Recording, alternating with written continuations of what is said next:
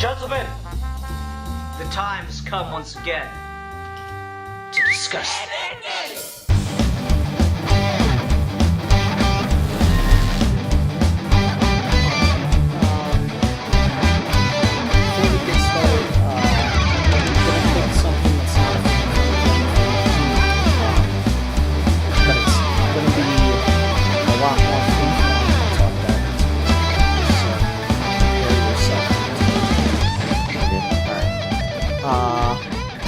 In any case, hi everyone, welcome to another episode of Geeky Gentlemen. I am Sid Part2. Joining me today is the one, the only, the Rasco of Rasco's Modern Life.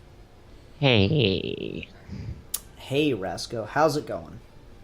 Pretty good. That's good. Rasco, what are we here to do today? We're here to talk about Ed, and Eddy. Yes. Movie, live-action fan film. Indeed we are. We're continuing our fan film reviews, and Rasco has chosen Ed, and Eddy fan film. So you mentioned that you kind of just picked this while we were recording another episode, but you seemed really excited about it. Why is that?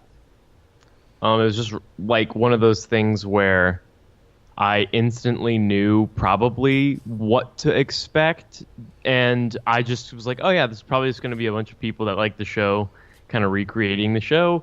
And I don't know, that just seemed interesting to me because it was Ed, and Eddy, and you know, we talk about fan films of all sorts of famous properties, but like Ed, and Eddy is a really strange one that's just really specific, and I like that. Yeah, and this, like, watching through this, and they did a Q&A session, a live Q&A session talking about the film.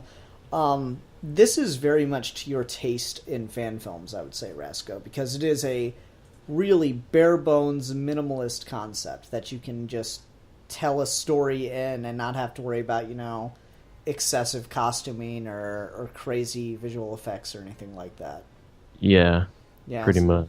So I imagine that really had you sold on at least the concept of it. How'd you feel about the execution?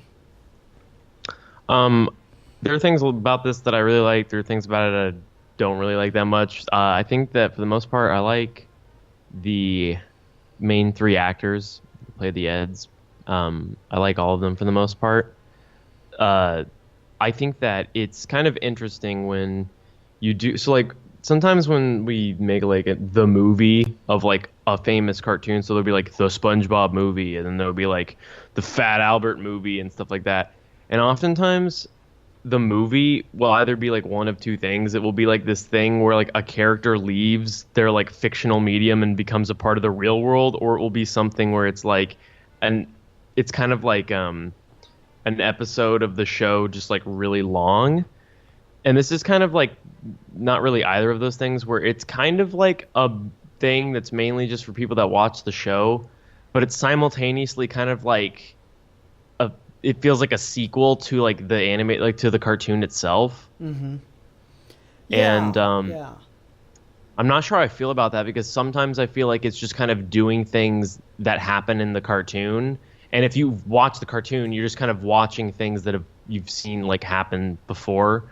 At the same time, it really does kind of capture the meanderiness of that cartoon. So I don't know. Definitely, there was.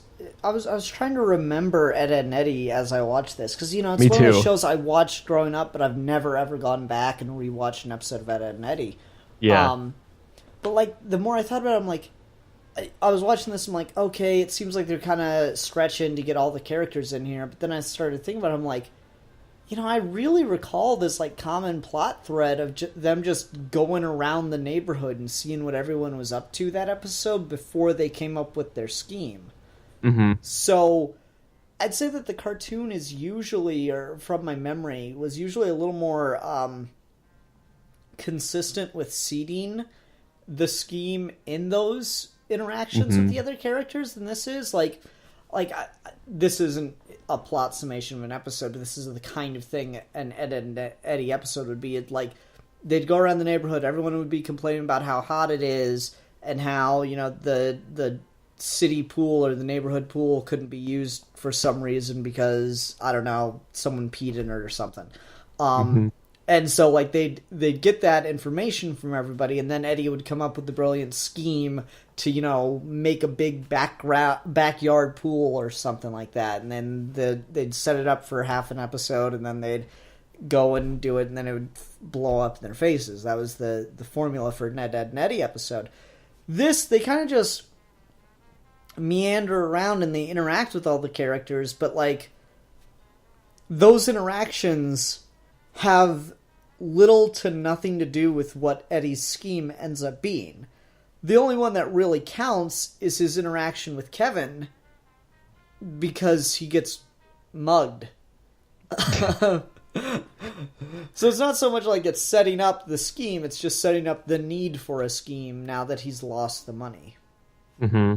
I don't know. So I was a little one way. I was a little iffy on that. Like, it is. Yeah, it's kind of like. Go ahead. They kind of like add a prologue to the typical structure of an Ed, Edd n Eddy episode.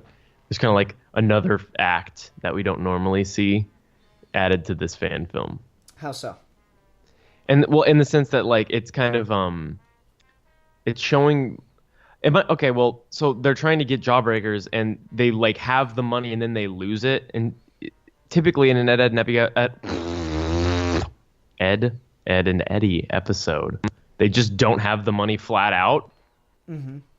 And so I just felt like it was kind of like they added like another. At least they kind of like added another act to the typical Ed, Edd n Eddy episode structure. Oh, but just by having them lose the money. Yeah. Yeah, that's a fair point. I thought that it worked reasonably well, the way that it all kind of came together. I will say, like, initially I was like kind of iffy on the idea of Eddie getting into someone else's truck and stealing $5 from them. I felt like that was a line that the show never would have crossed for very obvious reasons about not teaching kids to steal. But at the same time, I think they really made it work as a joke when you get to the end of it and he's like, or you get to like the middle point where right before he comes up with this scheme and he's like, I know, I shouldn't have stolen. Oh wait, I've got this great idea for a scam. And it's like the exact same thing, right? So I thought that joke kind of paid off really well. Oddly enough, this is going to be the second episode in a row where I do this, but last episode I talked about when we were talking about the Rick and Morty fan film, I talked about a thing that my friends and I shot when we were making movies. I'm going to do the same thing here, where I'm going to talk about a joke from this reminding me. It's almost exactly a joke that I used. When they're all sitting there on the sidewalk in front of the gas station eating their Jawbreakers, they're all laughing at Double D for saying the word masticate, and in my movie, Ian and Bobby's Epic Quest to Rent a Movie, there's a line where someone says the word masticate, and Bobby like goes, Ian, masticate, and he like mimes jerking off. And so like I thought that was kind of funny that it was basically the same joke. I will say I liked my version of it better because that wasn't the punchline. The punchline was me saying, "Hey Bobby, hand me a dictionary." Why? I need to look up the right words to insult you with. Idiot doesn't have the right sting. I really loved that line, and so it was just kind of funny that it reminded me of that. It's like the same kind of, immature humor.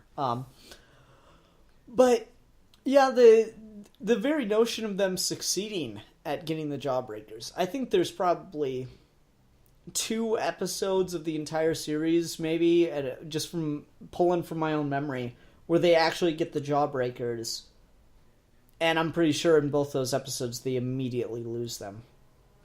Yeah, it's kind of like those episodes. They're like elusive, like those episodes of Tom and Jerry where Tom actually beats Jerry. Mm-hmm. They happen, but they're very rare. Yeah. And so like I was kind of surprised to see that, but like it had this kind of bittersweet ending as they kind of walk off, not into the sunset, but walk off back home. It's the end of the day kind of thing, back to the cul-de-sac. Mm-hmm. That was kind of a bittersweet feel, and I watched their Q&A. So these 3 guys have just finished high school, and they're each going off to like different paths. Like one of them's going in the Navy, one of them's going to college, one of them's going to a different college. So it's like they're kind of like, they're good friends. They're kind of like splitting up and all that stuff. And it's kind of funny because people in the live show are like, "Oh, what's your next fan film going to be?" And he's like, "Nah, this is it." I'm like, that's a really sweet ending. If that if this really is your send off to having these friends every day kind of thing. That's cool. Yeah, I thought that was really sweet because apparently, and it's really something I relate to because I'm still cool with the people that I made movies with, I went to high school with. Like if I saw them, we'd be like, "Oh, hey, how's it going?" You drift over time. You don't talk as much, kind of thing. So it's this kind of bittersweet, interesting thing to look at someone kind of retroactive or not retroactively, someone preparing for that reality. But they're sitting there talking about we've wanted to make a fan film since 7th grade, and initially we planned to do a Spawn one, and we talked about getting all these costumes and learning to do special effects and all this stuff, and that just never happened. But here we are, the summer before college and all this stuff, and we decided, Ed and Eddy, it's perfect. It'll be easy to do, and I think they said they had a budget of $50 for costuming and stuff. And so I don't know, man. It's far from perfect. It's very amateurish in a lot of different ways, particularly from a filmmaking standpoint. But it's got this underlying heart to it that makes it really watchable to me. Yeah, it's about in terms of the amateurishness, it's on par with that Friday the 13th fan film that we reviewed, but that episode never got uploaded because something happened to it. But so no one knows what I'm talking about. But there was an episode of this fan film reviewing series where we talked about a Friday the 13th fan film, and I think that this is on par with that in terms of the technical aspects, but I feel this is much more, it's for one, it's a lot funner because it's less laughing at it and more just oh, I remember that from the show. You're never really laughing at it because it's not laughably bad or anything, and in fact, there's actually a lot of little good things that I really did like I really like the guy who played Ed, he really had Ed's voice down. Mm-hmm. Or well, no, Eddy. I'm sorry. Well, actually, both Ed and Eddy. Mm-hmm. Both of those actors really got the voices down exactly right. They couldn't get it any more accurate than it was without actually being the voice actors from the show. I would agree with that to a certain extent. I thought the timing was a little bit off on some of the catchphrases. Mm-hmm. The guy that was doing Ed, single D Ed. He had the buttered toast line, but he would say he'd say it just a little too fast because at least from my memory, and maybe I'm not the person to be critiquing this particular aspect because they probably watched the show more recently and probably before doing their fan film than I have. But from my memory, Ed really stretched out that buttered toast. That's exactly how it is in my head too. Yeah, so maybe it's just like that weird thing where like memory is different than reality, but that's certainly how I felt about it. But yeah, this has a lot of heart to it, and I think that helps it. It's fairly well written, all things considered. Where I think it is just easily, the worst aspect of it is the way it's shot and cut together. And this is a mistake that I know I made when I first started editing. Where like, how to put this? Editing film, because editing film is different than like editing a YouTube video or something. There'd be scenes where like things just linger a lot longer than you need them to. Like he'd be, you have like a setup where it's an empty frame that's kind of like your location establishing shot, and it's empty for a second or two, and then someone walks into frame, and that's the real shot. And in any other film, the scene that you, the viewer, would see would begin the second they're walking into frame. But a lot of amateur people will do this thing where they're like, it's a lingering empty frame, and then the person walks in. Right, yeah. There's like a certain amount of time before something becomes like awkward in terms of like the pause of nothing happening. Mm-hmm. And it's like typically over like 2 seconds, not just like 1, 2, but like if you just kind of like almost like a comedically drawn out 2 seconds, like 1 Mississippi, 2 Mississippi. And like typically after that, if there's nothing happening, it's like an awkward pause. And so like sometimes movies get away with it when there's like a real purpose to it. Like for example, like Ridley Scott with Blade Runner, there's so many shots in that movie where it'll just be like someone walking on a street and then like the scene will end and they'll walk out of frame, but you'll linger for like 15 seconds on like this alleyway now that the camera is just paused on, and you'll see things going on in the background. So, and it's doing that because it's kind of like a world building thing. Like it just pauses for a moment to let you see all of this amazing world that's around you. But you don't need to do that in this specifically. And it's more like a few times it's a problem in like, for example, there's that shot where the Kanker sisters are there and they like run away. And then the shot doesn't cut or anything because you know that the sisters are about to come into frame chasing after them and then come out of, and then like it's like, so the shot is like it's stable. The three heads like, run. That's a shot that can work for comedic effect. Like after talking about the Rick and Morty fan film, I wanted to go back and rewatch the movie I'd talked about doing, and like we have a shot in that where it's completely an inside joke that makes no sense to anyone else, but to me, it's still hilarious when my friend Phil is like running across the city at super speeds to go party boy somebody. And there's just like, I think it's a good shot, and I think it works for comedic effect, where there's like an empty shot of a street with 2 stop signs on either side of the sidewalk, and he just quickly runs through the frame, and it just, it cuts to the next thing. And so it can work for comedic effect, and I'm sure you can find examples like that in other movies. But it's one of those things where, like, it can only work when you only do it once or twice.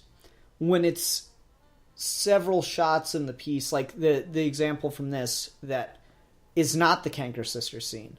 When Kevin comes riding his bike around the corner, he is so far away... and it's just like this long shot of him riding around the corner. You can't tell who it is. All you can tell is somebody is riding a bike. Yeah. And it's like, that's not the time you need to introduce him. Or if you want the shot of him riding around the corner, and it's like that shock moment of who it is, you pick a shorter street for them to, like, you pick for them to be further down the street, where he's closer. So that you can actually tell who it's supposed to be the second he rounds that corner. Or you have him come out of a different direction, something like that. Like, having that shot so far away, it's just pointless. Yeah, or you, like, make a joke out of it, and you have it, like, have them be like, who is that? It cuts like from, he comes around the corner, you can't tell who it is. It cuts back to the Eds, they're like, who is that? Cuts back to him, and then he's getting a little bit closer. Cut back to the Eds, and they're like squinting, trying to make out his face, and then finally you cut back and you can see who it is, and then they react. Mm-hmm. That's another way you would edit that scene. Like, yeah. Yeah, and I feel like that's what they thought they were doing, but like, if that's the way you're going to edit it, then the audience has to know who it is before the Eds do, and that's not the way it works here. Mm-hmm. And so that's just a very specific kind of thing where it's like an amateurish filmmaking mistake. And I'm certainly guilty of it. I don't know how many movies you've made, Rasco, but it's certainly something to watch out for. So just stuff like that, but clearly this is not trying to win any short film awards or anything like that. I mean, this one blew me the fuck away, and I would have killed for it when I was making movies in high school. He shot this entire thing on his goddamn iPhone. Yeah. That's nuts. I don't know if you've heard of the movie Tangerine. Have you heard of the movie Tangerine? No, I don't believe so. Oh, okay. Well, you need to see Tangerine. Tangerine came out like maybe a year or 2 years ago. Won a bunch of awards. The director's directing a movie. It comes out next year with Willem Dafoe in it, or maybe later this year with Willem Dafoe. But Tangerine was shot on an iPhone, and it won tons of like awards at a bunch of different film festivals and stuff. It's like this really high regarded, like very, very low budget movie shot on a fucking iPhone. It's awesome. That's cool. Look up the trailer for it after this. Okay. No, and I mean this it's shot competently. It looks, fine. There's no like great shot, but it's all, serviceable shots. And like honestly, the audio quality was really quiet, but once I turned the volume up a lot, there wasn't this. Like that didn't keep happening. There's one or two times where you heard a little bit of wind, but it didn't crowd the dialogue. I'm amazed that happened. Like again, I would have killed for that when I was making short films in high school. I would. Mm-hmm. You have no idea how many of our things are like. Again, I'm sorry to keep bringing my own projects into this, particularly because you people can't watch them. But like, there's a whole scene where I went back and I put shitty subtitles because I didn't know how to do subtitles over it, because all you can hear is just the wind and the two people on screen are basically whispering at each other. Mm-hmm. And it's just, you can't tell what the damn dialogue is. That's not a problem they have. And so part of it's just good job shooting this and actually using takes that, you could hear, you could understand. Also, that's just where technology is.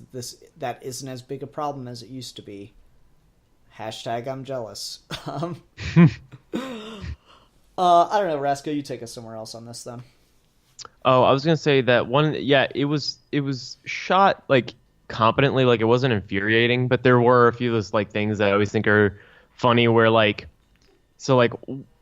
for example, when they're talking to Ralph. So here's what they want to have happen, right? They want to be talking to Ralph, and then have Ralph get really angry, take off his shoe, and go chasing after Ed, who's messing with the chicken, right? Mm-hmm.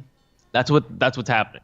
But sometimes what happens is like people won't think, oh, we don't have like another thing to cut to mask this cut. So like, for example, so what happens there is you have this one angle where they're talking to Ralph, and then you cut to an angle that is like ever so slightly different. Like they probably picked the camera up or something by accident. Really didn't think that like, I don't know what they like. I don't know. Like this happens in a million different fan films. I don't know what people are thinking when they do this, and it's not like a huge thing. But what happens is it goes from this one angle that you've been looking at to like a few feet to like a foot to the left and like a foot forward. And so it's just ever so slightly different, and it's just Ralph, and it cuts from Ralph to Ralph again. And so there's like missing time there realistically, like there'd have to be missing time there, but there's not supposed to be. And it's just like weird. It's like doing a YouTube jump cut in like a scene of dialogue. It's weird. Yeah. Like, there's like a time is missing when you do a cut to the same thing. What was that time that's gone now? Yeah, and like sometimes that happens because like you're dubbing something in and you just need more footage of the person or something like that, or you're trying to blend takes together. And I'll give this tip out to just generally anyone. If you're dubbing something and you can't really see the person's mouth very well, don't cut and then add additional footage. Take your footage and reverse it. As long as no one's like walking, it will look fine. Just create a loop, remove one frame, and you will have something that looks not perfect, but genuinely pretty good. When I was editing for a news station, we had to do this thing called leaving pad, which, you know, the director running the switchboard of the news station that had to switch between, you know, our live cameras and these pre-cut news stories would need time to be able to push the buttons, and sometimes the second an anchor from like the national news circuit finished their, you know, outro of a story, the feed would immediately go black, or it'd go to just a still image of the anchor, and that would look really bad.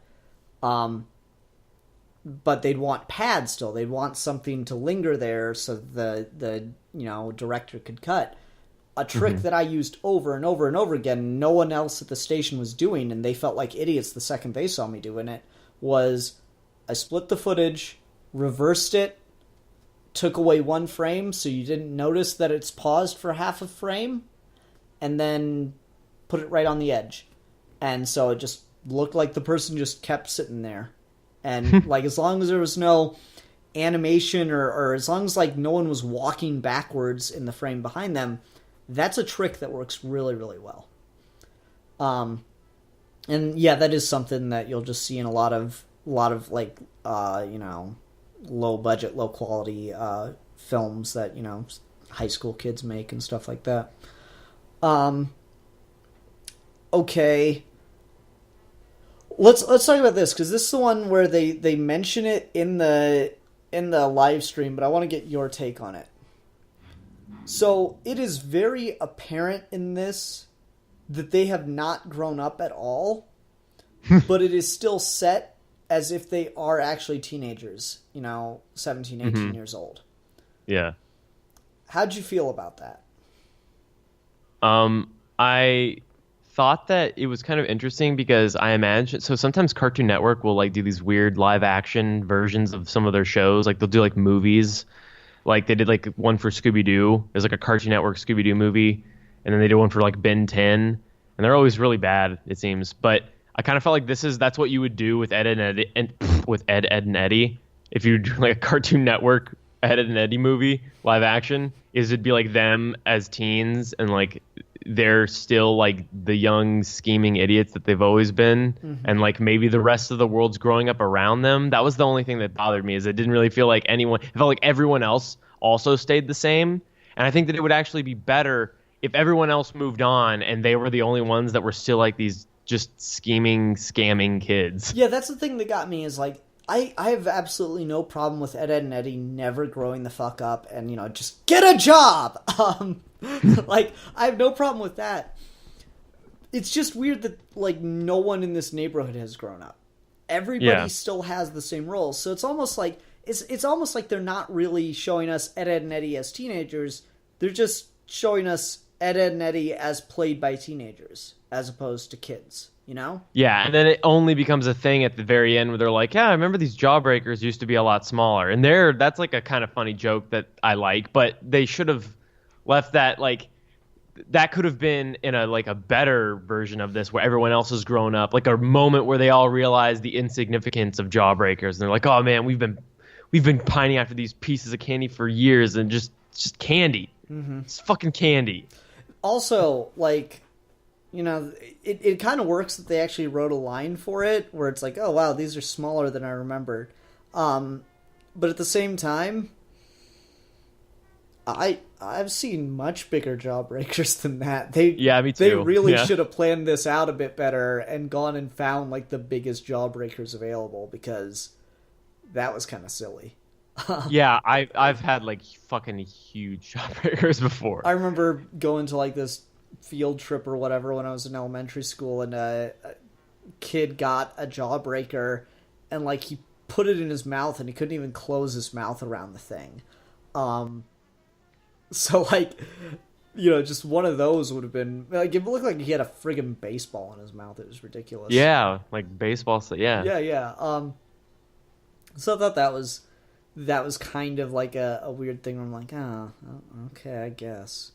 Because to me it just looked like they were chewing on, or like sucking on gumballs or something. I don't know. Also, $5.25 has to be the most ridiculously overpriced tiny jawbreakers of all time. Maybe the idea was they're like, we're getting a lot of them, but like, I don't know. I thought that was weird. I don't know, man. You got anything else on this one? Not really.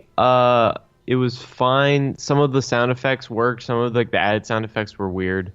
And I'm pretty sure they came right out of the show, though. There was like a few that I recognized from like some. I'm pretty sure they're probably like it's kind of like generic music that sometimes like editing programs have. There were a few that I seemed to recognize. That's why I think that they were not all the show. Edited in iMovie, if that helps. Yeah, that's. I'm pretty sure I'm right about this. Okay. Yeah, generally stock in your editor sound effects probably don't use. At least, you know, go on YouTube. Almost every sound effect you need is on YouTube. There are tube downloading programs. You should be able to find stuff just fine. And that's not necessarily to these guys, just generally anybody interested in making, you know, fan films, short films, stuff like that. Okay, let's go ahead and go on to ratings. I'm gonna go ahead and give this 2.5 sounds a little too harsh, so I'm going to go a little higher and give it a 3 out of 5 jawbreakers. Tiny jawbreakers. Yeah, I'm also going to give it, I was going to give it a 3 out of 5 planks of wood. I was disappointed by Plank. Like, he's not the right dimensions for Plank. He's clearly a cut 2x4. Plank is a 4x1. He's actually got wood grooves in him that you could see, and he has notches on the top and bottom. Yeah. Their plank right. was just a 2x4 that was cut and drawn on. I was disappointed. God, you gotta get your freaking dimensions right. I mean, just like, you know, it's...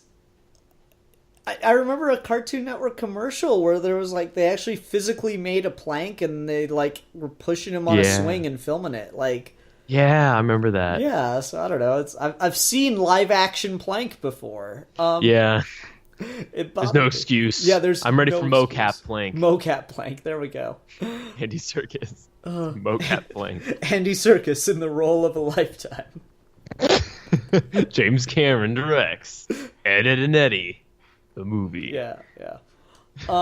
Okay, so Rasco, I promised you that next time we're going to do something kind of off the beaten path. We're going to break from fan films yet again, because I just felt like putting more variety in this. And I'm going to be talking about someone's blog called Super Team Family. And this is by a guy, and I'm going to screw up his last name, named Ross Purcell. And he makes fake comic book crossover covers. Ooh. Yeah, so it's a neat little use of Photoshop. There's just a plethora of content to talk about with him. So we're not going to talk about like every single one. We're just going to, you know, it'll almost function kind of like a commentary the way I'm thinking about it. So till next time, everyone, thank you very much for watching. I'm the Philosopher. And I'm the Beta Male Cuck. And we are your geeky gentlemen. And we will be discussing things.